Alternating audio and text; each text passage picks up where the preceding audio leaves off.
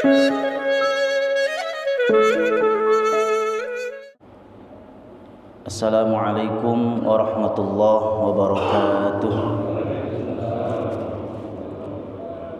Bismillah, alhamdulillah, wassalatu wassalamu ala sayyidina rasulillah, sayyidina Muhammad ibn Abdillah wa ala alihi wa sahbihi wa mawalah. La hawla wa la quwwata illa billah. Ashhadu an la ilaha illallah wahdahu la sharika lah, wa ashhadu anna sayyidana wa nabiyyana Muhammadan abduhu wa rasuluhu la nabiyya ba'dah.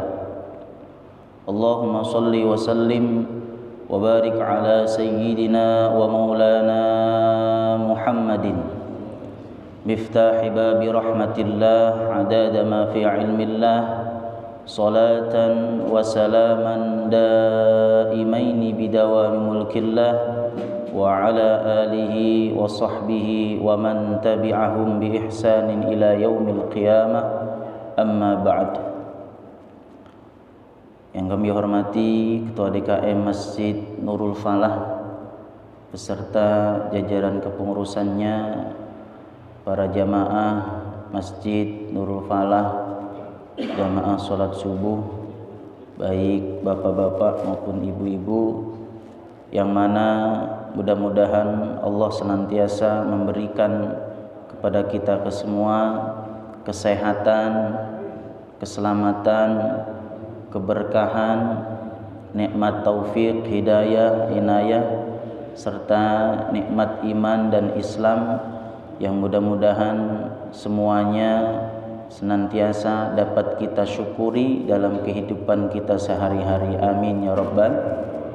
Salawat serta salam yang paling indah, yang paling agung, yang paling sempurna untuk junjungan kita Nabi Agung Muhammad sallallahu alaihi wa alihi wa sahbihi wasallam. Karena beliaulah kita bisa merasakan manisnya Islam pada saat ini. Karena beliaulah kita dikenalkan yang namanya keimanan kepada Allah, dan kita mudah-mudahan bisa mengikuti jejak-jejak Nabi Muhammad, wabil khusus sunnah-sunnah Nabi Muhammad sallallahu alaihi wa alihi wasallam, dan kelak kita bisa mendapatkan syafaatul uzmah dan diakui sebagai umat Nabi Muhammad sallallahu alaihi wasallam. Amin ya rabbal alamin. Pada kesempatan pagi hari ini kita sebentar lagi gak terasa akan berjumpa yang namanya tamu yang sangat agung, tamu yang sangat mulia, tamu yang sangat istimewa, di mana tamu tersebut bisa kita rasakan mungkin dari minggu yang lalu, bahkan 2 bulan yang lalu. Dari awal masuk bulan Rajab kita sudah mendengar kalimat itu. Bahkan Nabi Muhammad sallallahu alaihi wasallam ketika baru memasuki bulan Rajab, beliau berdoa, Allahumma barik lana fi Rajab wa Sya'bana wa ballighna Ramadan. Duhai Allah, berkahilah bulan Rajab. Bulan Rajab udah kita lewatin. Wa Sya'bana, dan bulan Sya'ban. Rasulullah berdoa agar diberikan keberkahan di bulan Rajab, dan Rasulullah berdoa agar diberikan keberkahan di bulan Sya'ban. Sebentar lagi Sya'ban mau habis, kira-kira 3 hari lagi, benar nggak? Dan Rasulullah nggak cukup doa untuk 2 bulan itu, tapi Rasulullah minta agar waballighna Ramadan, disampaikan umurnya, rizkinya, semuanya, agar bisa menikmati memasuki bulan suci Ramadan.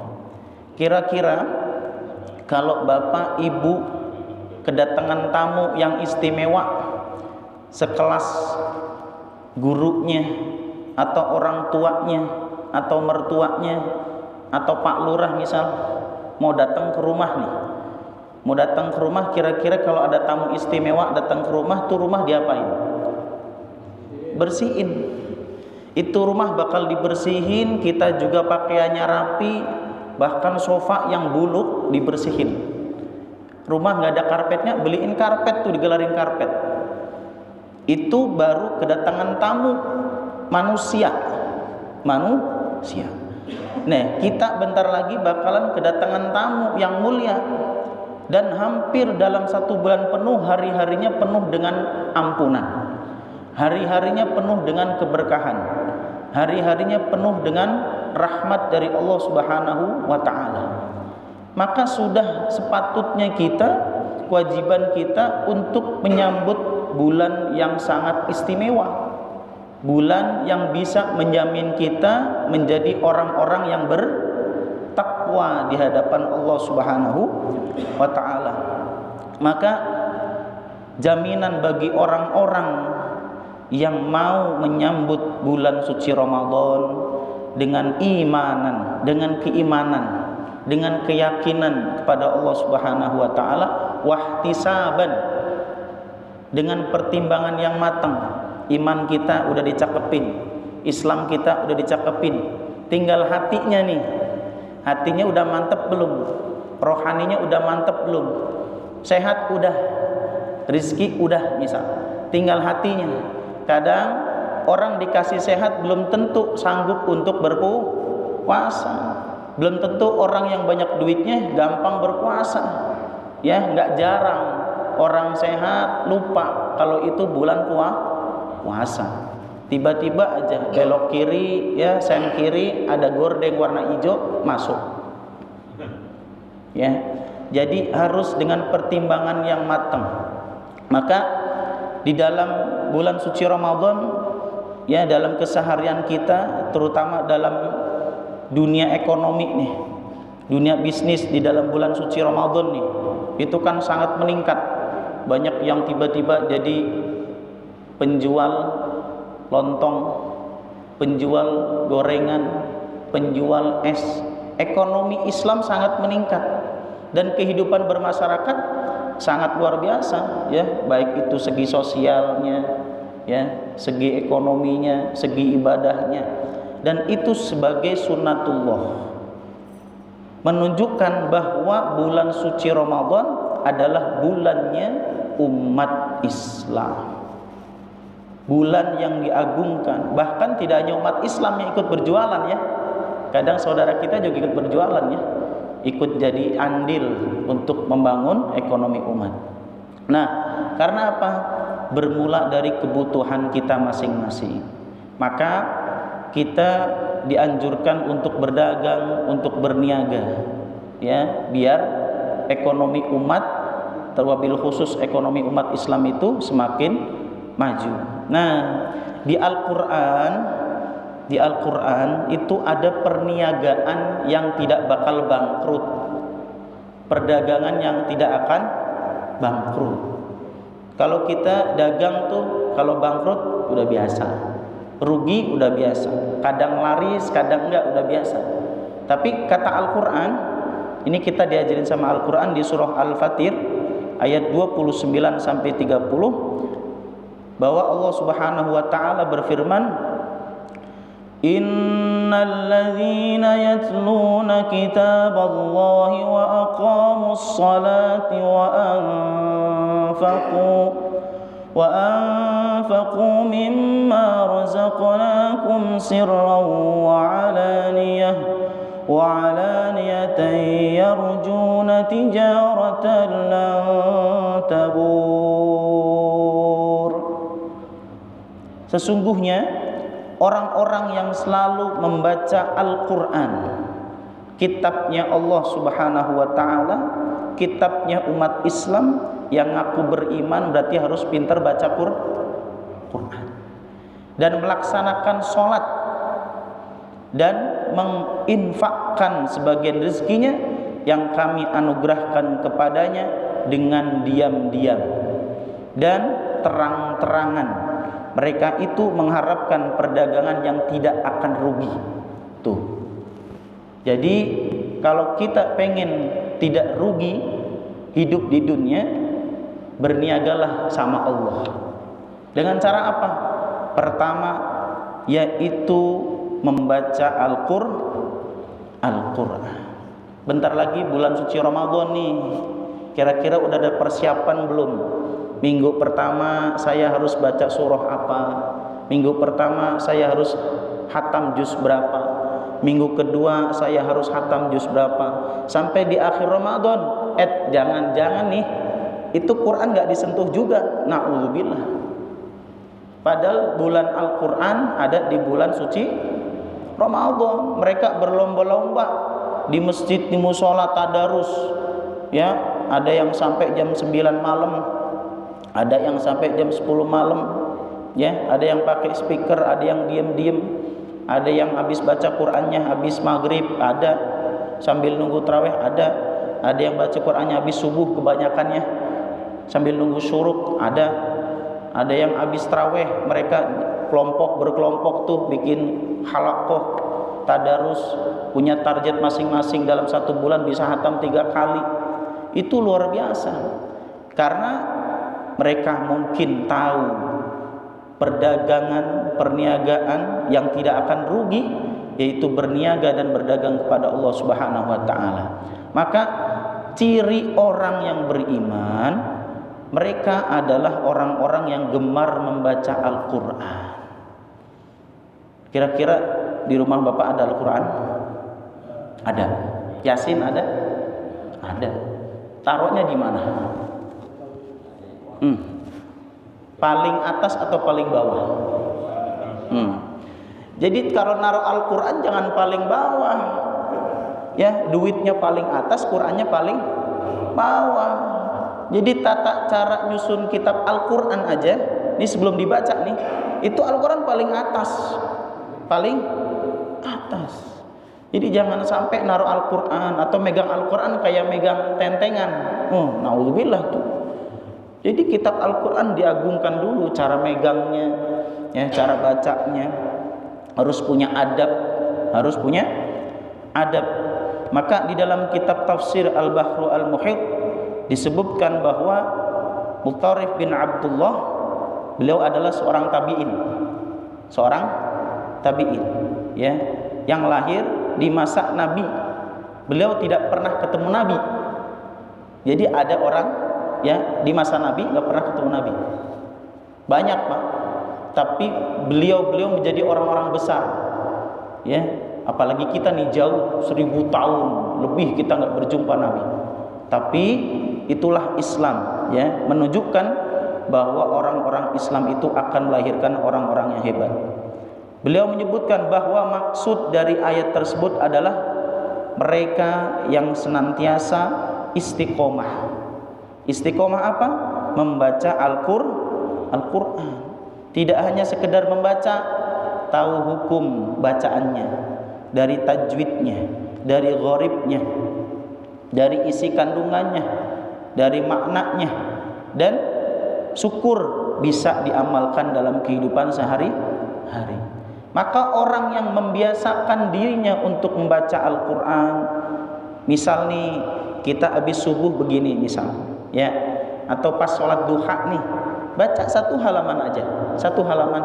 Kalau Bapak udah merasakan itu setiap hari, insya Allah nggak mungkin pengen 1 halaman, bakalan nambah.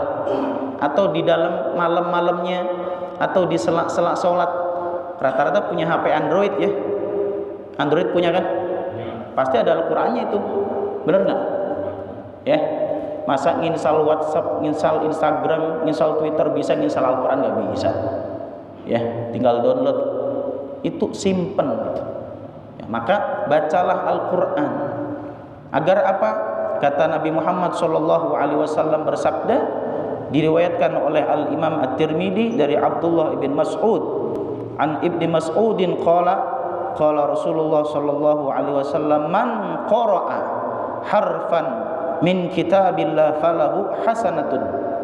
Barang siapa yang membaca Al-Qur'an 1 huruf saja, 1 huruf dari Al-Qur'an, falahu hasanatun wal hasanatu bi asyri amsalihha, maka hitungannya 1 huruf itu 10 kebaikan, Bapak. Bukan 1 kebaikan. Satu huruf berapa? 10. Bukan satu kebaikan. Jadi hitungannya dalam satu huruf itu 10 kebaikan. La aqulu alif lam mim harfun. Saya tidak mengatakan alif lam mim itu satu huruf. Walakin alifun harfun, walamun harfun, wa mimun harfun. Akan tetapi alif satu huruf, lam satu huruf, mim satu huruf. Berarti dalam 3 huruf itu ada berapa kebaikan? 30 kebaikan.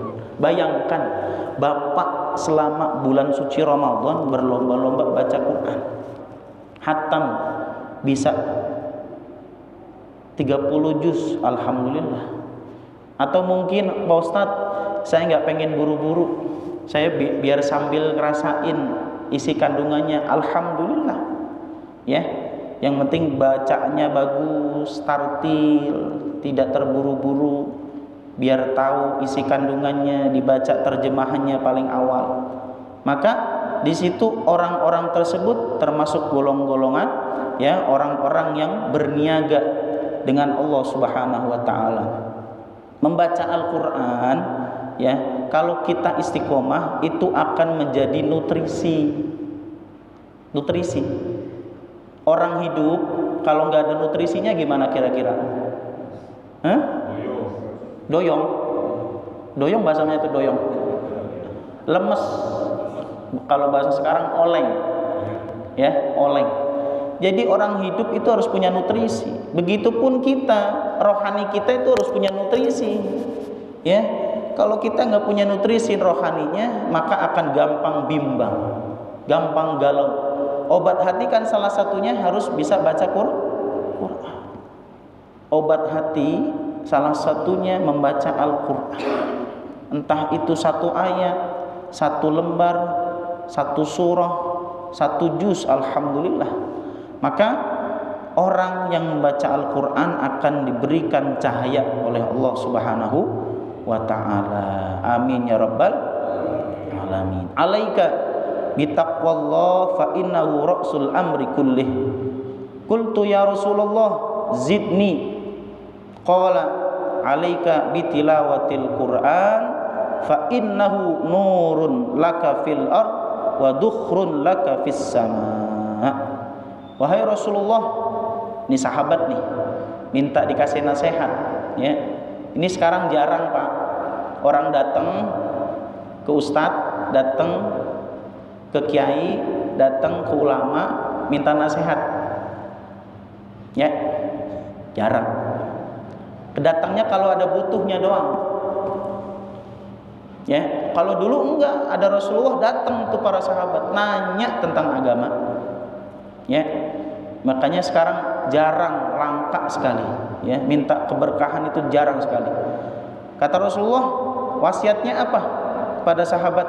Hendaklah kamu bertakwa. Nih wasiat paling penting. Di mana-mana orang pasti ngasih wasiat itu takwa, takut sama Allah.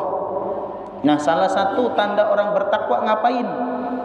Ya, kata Rasulullah, harus membaca Al-Quran. Itu ciri orang bertakwa. Jadi kalau orang yang nggak baca Al-Quran, belum ya, saya nggak ngomong bukan, belum, ada prosesnya. Buka tuh Al-Quran, jangan sampai sehari nggak baca Quran. Bapak bisa lihat nih, pernah lihat di media sosial ya, anak kecil Allah kasih nikmat apa nih? Matanya tunanetra, telinganya tuli, fisiknya cacat, tapi anak tersebut hafal Al-Quran. Kita lihat nanti di televisi ya, kita saksikan anak-anak yang menghafal Al-Quran. Mereka mungkin ada yang punya keterbatasan, tapi Allah menunjukkan kepada kita bahwa kebesaran Al-Quran itu tidak terbatas untuk siapapun. Raja baca Quran, pemerintah baca Quran, orang miskin baca Quran, orang kaya apalagi, orang yang medit apalagi, baca Quran. Semuanya kalau pengen selamat baca Quran. Karena kata Nabi Muhammad SAW menyampaikan, ya, karena Al-Quran akan menjadi cahaya bagimu di bumi ini. Kalau pengen lingkungannya baik, keluarganya baik, rumahnya baik, bacain tuh Quran di rumah biar gampang, adem, rumahnya baik, rumah tangganya tentram. Orang biasanya kalau rumah tangganya sering berantem, sering emosi, itu mungkin di situ jarang baca Quran. Coba ibu marahin suaminya lagi baca Quran, nggak mungkin marahin, bener nggak? Ibu udah lagi baca Quran, suaminya ngomel, nggak mungkin ngomel. Anaknya juga begitu. Nah, gimana anaknya mau ngikutin babanya sama emaknya? Kalau emaknya sama babanya aja getol banget sama HP, sama televisi, nyuruh anaknya tong baca Quran, nah, emak baba aja nggak baca Quran. Jadi contoh untuk keluarga, Al-Quran harus dibaca di rumahnya, di kontrakannya, di tempat tinggalnya. Bahkan yang kita lihat mungkin di kantor-kantor mereka juga rajin juga baca Quran, di sela-sela istirahatnya, di sela-sela makan siangnya, ya, mereka rajin baca Quran. Dan Al-Quran tidak hanya menjadi nur di muka bumi ini, akan tetapi Nabi Muhammad menyampaikan Al-Quran akan menjadi simpanan. Simpanan di mana? Bagimu di langit. Maka orang yang rajin baca Quran akan dikenal oleh penduduk langit. Karena Al-Quran itu asalnya dari turun ke bumi untuk menjadi penerang, untuk menjadi hudan, petunjuk bagi orang-orang yang bertakwa. Nih, sindiran bagi kita orang yang beriman, yang jarang baca Quran, yang mungkin tidak gemar membaca Al-Quran, ya, males banget hawanya kalau baca Quran, ya. Innalladzi laisa fi jawfihi syai'un minal Quran kal baitil ghar. Kata Abdullah ibn Abbas, ya, Nabi Muhammad pernah bersabda begini, sesungguhnya perumpamaan seseorang yang tidak terdapat sedikit pun Al-Quran, dalam artian dia tidak pernah membaca Al-Quran. Di mana? Di tenggorokannya.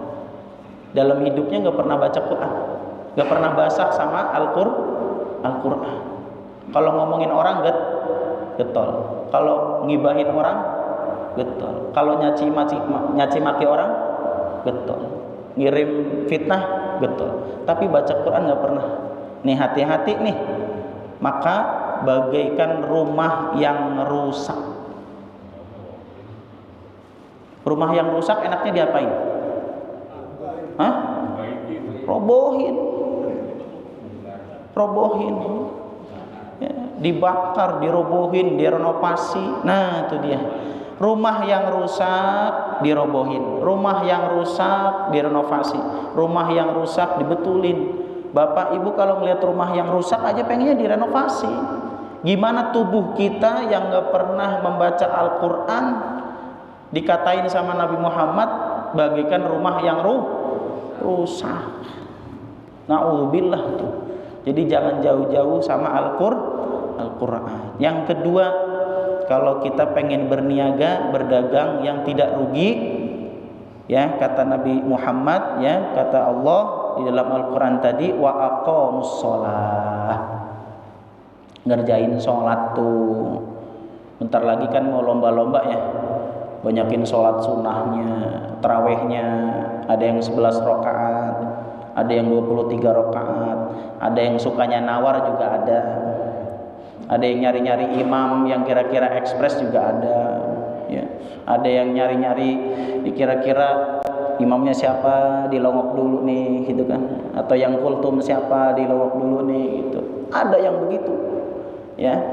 Sholat, Bapak, sholat menjadi salah satu modal utama untuk mendapatkan perniagaan dengan jaminan tidak akan rugi. Kedudukan sholat apa sih? Sebagai tiang agama. Orang yang ingin tiang agamanya kokoh, laksanakan sholat. Ya, sholat 5 waktu udah nih. Subuh udah, zuhur udah, asar udah, maghrib udah, isya udah. Tinggal sunnahnya sebagai pelengkap, qobliyah, ba'diyah. Dan ada 2 sunnah yang luar biasa, sholat duha dan sholat tahajud. Kalau rizkinya lagi macet, sholatlah sholat duha.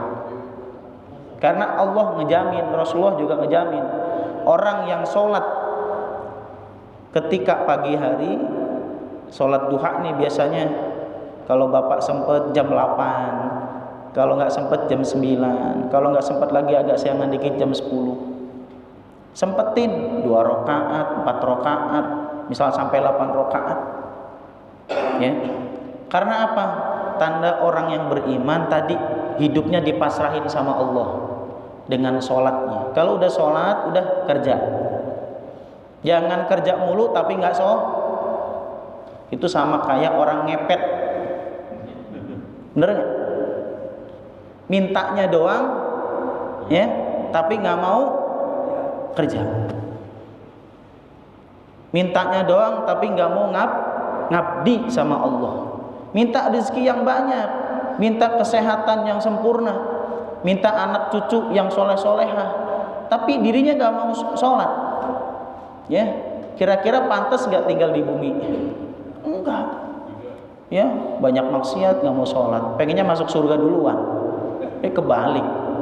Ya, Nabi Adam punya dosa 1 dikeluarin dari surga. Lah kita dosanya banyak pengen masuk, kebalik. Ya, jadi jauh sekali, sangat-sangat jauh sekali. Maka sholat adalah salah satu amalan yang pertama kali akan dihisab di hadapan Allah Subhanahu wa ta'ala. Maka perbaiki sholatnya, belajar fikihnya, perbaiki hukum-hukum sholatnya. Ketika sholatnya baik, maka orang tersebut telah berbahagia dan beruntung. Beruntung. Orang kalau sholatnya rajin gak bakal oleng. Insya Allah gak dikasih problematika hidup yang rumit. Pasti ada jalan keluarnya. Pasti ada jalan keluarnya. Maka kalau kita udah pengen sholat, terus sholat, datang ke masjid atau datang ke musola untuk berjamaah. Nah, nanti di situ ada ayat innama ya'muru masajidallah man amana billah wa aqamus shalah wa ataz zakat. Orang yang rajin memakmurkan rumahnya Allah, masjid, ya, atau tempat ibadah. Bapak punya musola, dimakmurin tuh musola, dimakmurin tuh masjid dengan kegiatan Islam, dengan sholat jamaah. Maka Allah akan memakmurkan kehidupannya. Gak ada sejarahnya orang yang memakmurkan masjid orangnya belangsak. Pernah ngeliat nggak orang belangsak? Orang sholat belangsak gak ada.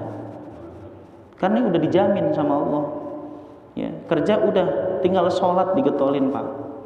Jangan sampai kita dapat rezeki yang banyak, kita bersyukur, gak sujud sama Allah. Karena apa?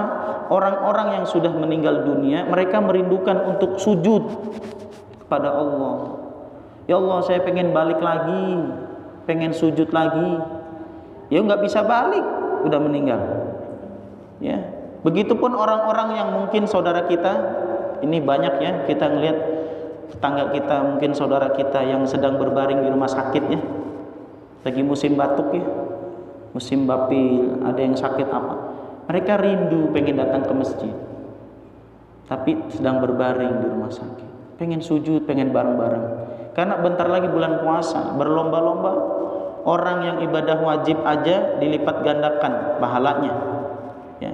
Yang ibadah sunnah pahalanya seperti ibadah wajib, itu bulan puasa tuh ya. Maka taraweh kalau bisa jangan pilih-pilih tarawehnya ya, Tarawih udah, setahun sekali Pak, setahun sekali. Belum tentu umur kita nyampe, belum tentu kesehatan kita stabil, ya. Karena orang rindu ketemu Ramadan. Udah jauh-jauh hari, ya Allah saya rindu Ramadan. Jangan sampai saya nggak dirinduin sama Ramadan. Maka salah satu orang yang dirindukan Ramadan itu tadi orang yang baca Quran, ya, rindu tuh. Terus sholatnya digetolin. Maka ketika kita sudah memperbaiki sholat kita, insya Allah kehidupan kita akan bahagia dan beruntung. Amin ya Rabbal. Nah kebalikannya, apabila sholatnya rusak, maka ia menjadi orang yang rugi hidup di dunia, ya. Ada nyanyiannya kan, walaupun hidup 1000 tahun, kalau tak sembahyang apa gunanya. Walaupun hidup 1000 tahun, kalau tak sembahyang apa gunanya. Gak ada gunanya. Dapat harta banyak, gak sholat, gak ada gunanya. Dapat kesehatan yang sempurna, gak sholat, gak ada gunanya. Kasih umur yang panjang, gak ada gunanya. Raja Namrud kaya, Raja Fir'aun kaya, tapi dia gak nyembah sama Allah, dibinasakan. Maka orang yang sholat akan diangkat derajatnya oleh Allah. Karena di dalam sholat itu doanya macam-macam, ya. Ibaratnya kita doa di antara dua sujud, ya kan? Rabbi firli warhamni wajiburni warfa'ni warzuq wahdi wa'afini. Itu doa yang luar biasa, ya. Doa-doa yang lain di dalam sholat kita baca sholawat kepada Nabi Muhammad, maka jaminan. Dan itu perintah Allah kepada Nabi Muhammad ketika di bulan Rajab. Jangan sampai lupa tuh. Coba Bapak, kalau Nabi Muhammad terima tuh sholat 50 waktu, kapan mandinya? Kapan bisa makannya? Tapi Nabi Muhammad ingin umatnya itu bisa merasakan ibadah sholat. Dapat 5 waktu, dalam 5 waktu itu ada 17 rakaat. Sholat paling cepat berapa menit?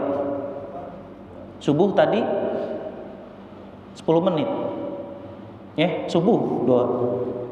Kalau main handphone setengah jam, 1 jam. Ngomongin orang dari pagi sampai subuh. Sholat setorin badan kita ke Allah, ya. Jangan sampai jadi orang yang merugi. Maka apabila ada yang kurang dari sholat fardunya, Allah Subhanahu wa ta'ala, ya, berfirman kepada para malaikat, lihatlah apakah ada sholat sunnah yang pernah ia lakukan. Tuh Rahman Rahimnya Allah datang tuh. Barangkali sholat fardunya ada yang bolong-bolong, tapi dia sholat sunnahnya getol, qobliyahnya, ba'diyahnya, atau pas bisa nyemetin sholat duha, bisa nyemetin sholat tahajud. Ternyata bulan puasa dia tarawihnya nggak pernah bolong nih. Luar biasa. Itu kata Allah nyuruh malaikat, lihat malaikat, itu orang sholat sunnahnya pernah dilakuin nggak selama di dunia. Maka sholat sunnah tersebut akan menyempurnakan sholat yang fardu, yang kurang-kurang, yang bolong-bolong. Bapak kalau punya balon punya, ya, ditiup nih, tiup. Nah, angin yang masuk ke balon itu adalah amal. Oke, setuju ya? Setuju. Nah, Bapak lubangin, bolongin. Nah, lubang ini adalah kekurangan kita, dosa kita, atau sholat kita yang kurang, ya. Maka kalau pengen itu lubang gak dikeluarin anginnya itu, maka ditambel sama yang sunnah, ya, sama yang sunnah. Maka jangan pernah ngeremehin sunnah. Hati-hati ya, wajibnya udah, sunnahnya sunnah ini, biasanya gitu tuh, sunnah ini gitu kan, sunnah kan, jangan. Karena salah satu kejayaan umat Islam ada di sunnah ya, ada di sunnah Nabi Muhammad SAW. Kalau udah sholat, belajar khusyuk. Gimana sih caranya khusyuk? Gimana Pak, kira-kira Pak?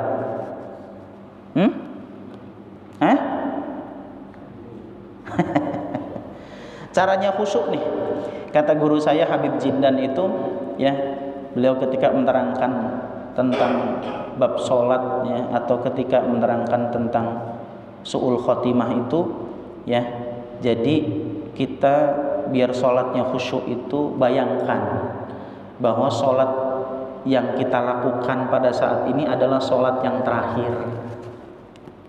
Belum tentu ketika kita habis sholat bisa sholat lagi. Belum tentu ya Allah ngasih umur yang panjang. Jadi biar lebih khusyuk ya. Biasanya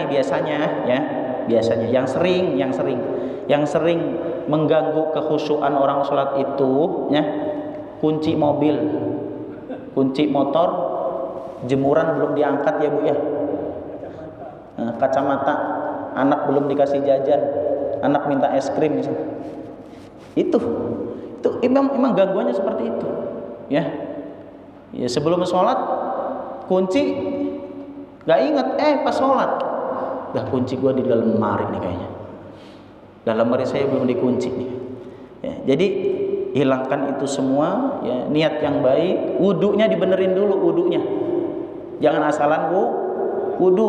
Nah dari situ tuh wudu tuh, dari wudu dulu dibenerin biar sholatnya khusyuk. Nah pas sholat bayangin ya, kan kita udah pasrah kan, inna sholati wa nusuki wa ya wa mama lillahi rabbil, udah pasrah. Nah udah tuh, insyaallah kita kalau sudah mau belajar khusyuk, insyaallah sholatnya diberikan khusyuan oleh Allah Subhanahu wa taala. Yang terakhir Pak, gak kerasa, masya Allah. Yang ketiga, yang terakhir. Yang pertama tadi, kalau nggak pengen rugi ya dagangnya, berniaganya ya, jangan tinggalin baca Quran. Yang kedua sholat. Nih yang ketiga nih paling penting nih. Wa anfiqu mimma razaqnakum sirron wa alaniyah. Mau menginfakkan sebagian hartanya, sebagian rezekinya ya, yang telah diberikan oleh Allah kepada kita. Rizki hakikatnya itu bukan punya kita semua. Ada sebagian punya orang lain, punya haknya orang lain.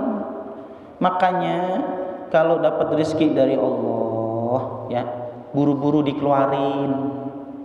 Jangan sampai itu harta jadi api. Jadi api buat badan kita, buat keluarga kita ya, atau buat orang-orang di sekeliling kita ya. Kalau jadi bos, rajin ngasih ke karyawannya ya. Kalau jadi orang kaya, rajin menderma ya. Kalau dikasih kecukupan rezeki, timbang, kan ada tadi sedekah subuh ya, itu ada, masya Allah tuh, saya jadi takut lihatnya tuh, keranda begitu ya, di keranda dikelilingin gitu, masya Allah. Itu sebagai pengingat luar biasa ya. Jadi berinfak, bersedekah ya, dengan apa? Sirron, dengan diam-diam. Biasanya nih orang sedekah ya, diam-diam ngasih ke orang. Bapak misal nih, ini sering kita lihat kalau berangkat subuh biasanya ada tukang pulung ya. Tukang pulung, lihat kan, tukang sampah ngorek-ngorek, kasih Pak buat makannya gitu. Di masjid dia bawa duit lagi, masukin ke kotak amal. Itu luar biasa. Itu kalau dilakuin istiqomah, masya Allah ya. Dan ada sodakoh yang terang-terangan. Nanti nih di bulan puasa banyak orang yang rajin-rajin ngasih takjil, bener nggak? Lomba-lomba ngasih takjil, ngasih anak yatim, ya kan? Mereka berlomba-lomba. Itu ciri orang-orang yang beriman, bertakwa kepada Allah, yang tidak ingin rugi kehidupannya, tidak ingin bangkrut kehidupannya. Maka kalau ada orang dagang, orang usaha, orang hidup tidak baik-baik saja, lihat dia baca Quran nggak, dia sholat nggak, dia sedekah apa enggak. Bapak lihat di kehidupan nyata, ada orang nggak baca Quran pasti dijauhin, orang nggak sholat pasti jadi omongan, apalagi jadi orang medit lebih-lebih. Itu rajin baca Quran, ya, dia rajin sholat, ya, tapi medit. Ada nggak begitu? Haji mah mampu setiap tahun, umroh mah mampu setiap bulan, tapi medit, tapi pelit. Jangan sampai kita menjadi orang-orang yang rugi di hadapan Allah Subhanahu wa ta'ala. Maka jamaah sekalian, jika ketiga hal ini bisa kita lakukan dalam kehidupan kita, dilakukan secara istiqomah, dilakukan secara kontinu, perlahan Pak. Yang namanya istiqomah itu nggak harus banyak dulu, ya. Jadi sedikit demi sedikit. Ya Allah, saya belum bisa sholat sunnah duha, ya nggak apa-apa, qobliyahnya dulu sama ba'diyahnya. Kalau bisa disempetin dalam 1 minggu nih, ya masa nggak ada waktu pas pagi buat sholat duha.